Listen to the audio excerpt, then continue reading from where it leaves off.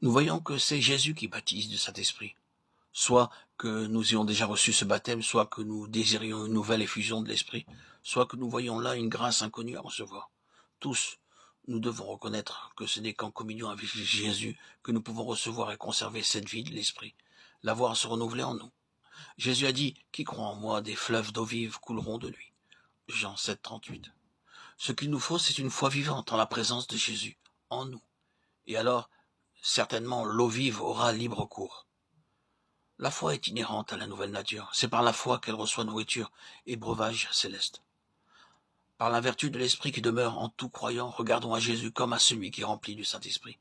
Attachons-nous à lui avec obéissance et amour. Puisque c'est lui qui baptise, mettons-nous en rapport avec lui. Servons-le, croyons qu'il se donnera toujours plus à nous, et attendons de lui tout ce que confère le baptême de l'Esprit. Souvenons-nous aussi que c'est seulement celui qui aura été fidèle en peu de choses qui sera établi sur beaucoup. Matthieu 25, 21. Soyez très fidèles dans tout ce que vous savez, et possédez déjà de l'action de l'Esprit en vous. Considérez-vous comme le temple de Dieu. Soyez attentifs au moindre souffle de l'Esprit de Dieu en vous. Écoutez en particulier ce que vous dit votre conscience qui a été purifiée dans le sang de Christ, qu'elle reste pure et nette par une obéissance d'enfant. Il se peut que dans votre cœur se trouve encore beaucoup de péchés involontaires, contre lequel vous vous sentez sans force. Humiliez-vous de cet état de corruption inné, accru encore de tous vos péchés volontaires. Que tous vos péchés soient aussitôt placés sous le sang qui purifie. Quant aux actes qui dépendent de votre volonté, dites chaque jour au Seigneur Jésus que vous êtes prêt à faire tout ce que vous saurez lui être agréable. À chaque faute nouvelle, accueillez les reproches de votre conscience, mais que cela ne vous empêche pas de retourner avec confiance à Dieu et de renouveler ce vœu. Je suis prêt à faire tout ce que Dieu voudra de moi. Demandez chaque matin à être guidé dans votre sentier. Et croyez que vous le serez, soyez certain qu'alors la voix de l'Esprit se fera entendre à vous, que sa force se fera sentir. Pendant 3 ans, Jésus a préparé ses disciples à ce baptême, et ce n'est qu'après cette école préparatoire que cette grâce leur fut accordée. Soyez, vous aussi, son disciple obéissant et docile, confiez-vous en lui, et vous serez ainsi préparés à recevoir le baptême de l'Esprit. Seigneur Jésus, de tout mon cœur, je t'adore, toi qui es assis sur le trône de Dieu et qui baptises du Saint-Esprit.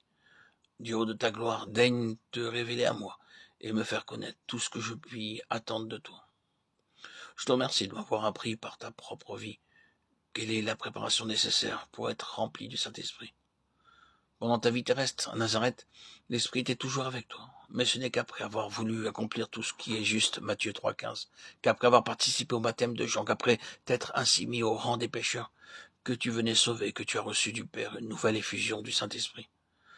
Ce baptême fut pour toi le sceau de son amour, la révélation de sa présence en toi, la force nécessaire pour le servir. Et à présent, toi, sur qui est descendu l'Esprit, toi en qui il demeure, tu fais pour nous ce que le Père a fait pour toi.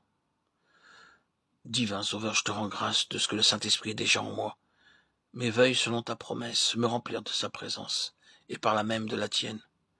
Qu'il m'apporte un reflet de ta gloire, de ta puissance divine, ô Seigneur Jésus. Baptise-moi, remplis-moi du Saint-Esprit. Tout don de Dieu, toute action de Dieu a un caractère de permanence. Chaque jour, donc, nous pouvons regarder à Jésus avec foi en ces mots. C'est lui qui baptise du Saint-Esprit. Jésus purifie par son sang et baptise de son esprit selon le besoin. Que notre foi saisisse toujours les deux vérités inséparables que Jean-Baptiste a prêchées. Jésus l'agneau qui ôte les péchés. Jésus loin de Dieu qui baptise du Saint-Esprit. C'est parce que Jésus a versé son sang qu'il a reçu la puissance de communiquer le Saint-Esprit. Ce n'est que là où on prêche la croix de Christ que le Saint-Esprit opère. Ce n'est qu'en croyant au sang qui purifie de tout péché, ce n'est qu'en ayant la conscience purifiée par le sang de Christ que je puis recevoir l'onction de l'Esprit. Le sang et l'huile vont de pair. Il me faut l'un et l'autre, et je les trouve réunis en Jésus, l'agneau qui est au milieu du trône. Apocalypse 7, 17.